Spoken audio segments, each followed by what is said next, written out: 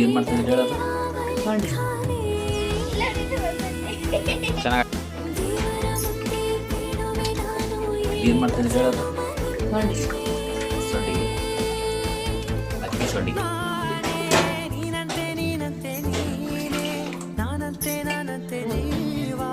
ಮಾಡಿದ್ರೆ